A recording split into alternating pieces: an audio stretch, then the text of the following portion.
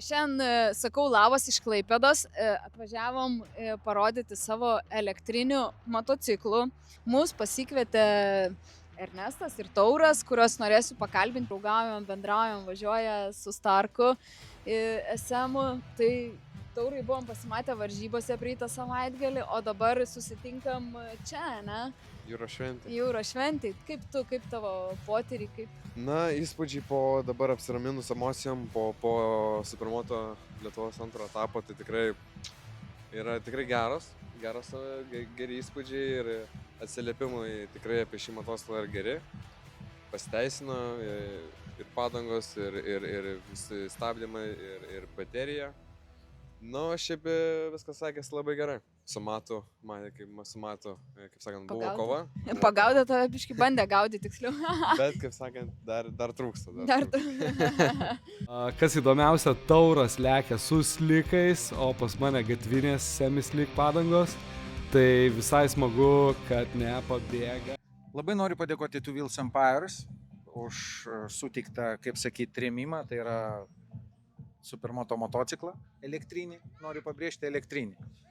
Nes nauja kultūra, nauja ateitis, kuri dar pas mus taip gana taip neįprastai, bet jau bando prigyti ir su kiekvieną dieną įgauna pripažinimą. Nes elektriniai motociklai, kaip jau matome, yra Supermoto būtent balansuoti. Tai yra pagaminti iš gamyklos.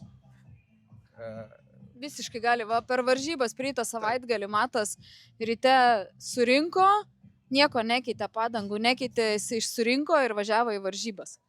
Tai va, čia parodo tai, kad Starkas turi tam tikrą gerą segmentą, tai yra iš gamyklos Supermoto. Pagamintas, kuris tikrai gerai subalansuotas, tai yra su standartinė važiuoklė, su standartiniais ratlankiais ir su standartiniam šakėm. Ir gamina tą patį standartinį krosinį variantą. Enduro šitas. Taip. Šitas bus, bet yra ir krosinis. Jo, yra trečias. Trečias, tai va, prie jo norėjau. Būtent šitas yra enduro, bet gamina ir krosinį, enduro. Tai yra 3 pagrindiniai visuomenės pamėgti segmentai. Nu, žiedinio dar neturi, bet žiedinis yra kol kas. Žiūrėsim. Kad nežinau. Jo. Bet iš esmės yra 3 segmentai, kurie yra visuomeniai, kaip čia pasakyti, mėgiami, bet su kiekviena diena, pasikartosiu, pamilstami ir pripažinami elektriniai. Esu benzingalvis. Kol kas. Labai, kaip sakyti, tos vibracijos, tie sūkiai, viskas tai yra gal nuo vaikystės, kai buvo pradėta irgi sportuoti, tai gal tai yra įaugę, bet iš esmės keičia mano asmeninę nuomonę ypač Starkas, nors turime ir dar kitokio pobūdžio elektrinius, bet Starkas, apie ką aš noriu pasakyti apie Starką, dar kartą kartoju, Two Wheels Empires, dėkui už bendradarbiavimą, tai kad Starkas nemiega. Pavyzdys 25 metų pakrovėjas, tai yra stovelis, ir 26 metų pakrovėjas, kuris yra jau telpantis į kuprinę. Tai yra, Ir jau fast chargeris išėjęs. Valandėlė ir kaip pietus ir pasikrovė. Taip, nenaudojam 80. Mums pilnai per akis 60. Reiškia, pilno pajėgumo šito motociklo mes sporte neišnaudojam. Tai atsakymas, kad jisai turi didelį rezervą, turi didelį potencialą. Kaip gamykla toliau žiūrės į visą šitą segmentą feedbacko atveju, parodys ateitis. Bet dabar aš atsakau, tai yra ateitis. Tai dabar aš norėčiau pratęsti temą tėvo, kuris užkūrė sūnų važiuoti čempionate. Bet aš noriu prieiti prie temos tėvas. Kadangi tėvas, kurio sūnus važiuoja čempionate, irgi kažkada tai buvo jaunas, gražus, kaip sakyti, ir sportininkas, irgi kartais būna su virpa širdelė išvažiuoti irgi į gatvę. Tai tema Starko, ką norėčiau pasakyti apie jį.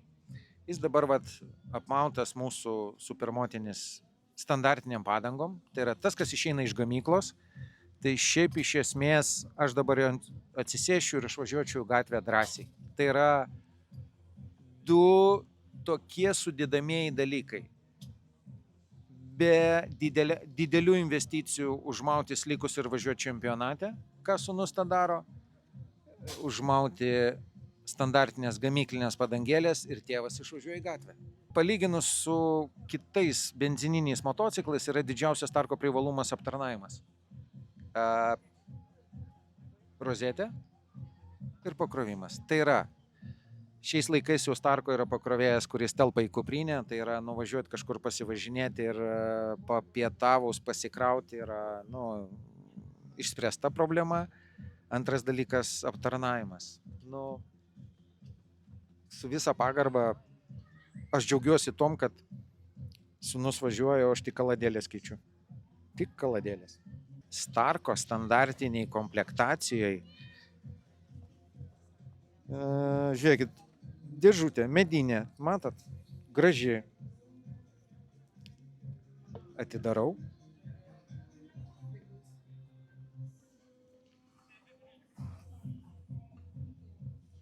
O čia visas Starko aptarnavimo komplektas. Tai yra 2 dinamometriniai, keletas T formos žvaigždučių.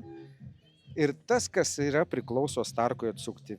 Viską, kas jame yra sukasi, čia yra.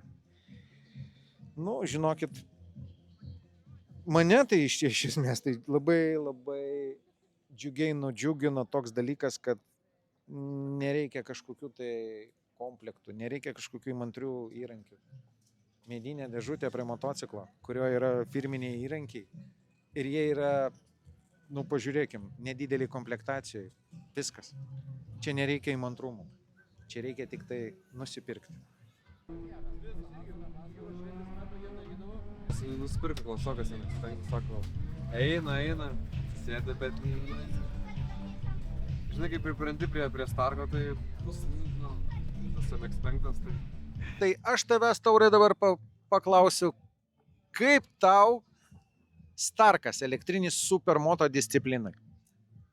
Starkas, man tai 10 iš 10. Aš tik tai galiu pasakyti, vertinti. Šiaip džiaugiuosi, kad gal iš tikrųjų net nesėdau ant benzino, nepradėjau, nes nereikia galvoti apie pavaras, apie visokias ten sankabas ir taip toliau. Ir jokio, remonto nėra. Tai va, aš džiaugiuosi. Ir ypač supermoto galima ir krosą, galima ir į gatvę, ir galima ir ant asfalto. Tėvas irgi labai džiaugiasi, kadangi aptarnavimo valandėlių 0. Starkas matosi, aš pats jaučiu, kad jisai žaidžia, pavyzdžiui, starte, jisai iškart iššauna. Aišku, nesu dar tobulas raideris, bet aš, sakau, dar aš nesu jo to Starko limitų pasiekęs. Neišnaudoji dar jo. Taip, bet šiaip kol kas, kol važiuoju, benzinas atsilieka. Atsilieka kom? Starte tai jisai elektrą gaudo. O šiaip daugiau, žinai, tas, kai būna vinguriavimai, staigus posūkiai, tas pavaras, žemyn, aukštyn. O čia, laisvai. Čia yra gazas, nėra. Gazas, dugnas. Ir viskas. Ir tu žaidi, stabdės, gazas. Ir viskas. Daugiau čia, ir gatvėje tai čia šitas motociklas aš. Aš gatvėje kada nors papasakosiu tau, kai jisai gatvėje gali. Mes kviečiam visur, kur būna, matykit, pasižiūrėkit, paklausinėkit. Nebijokit, Nesikandžiam.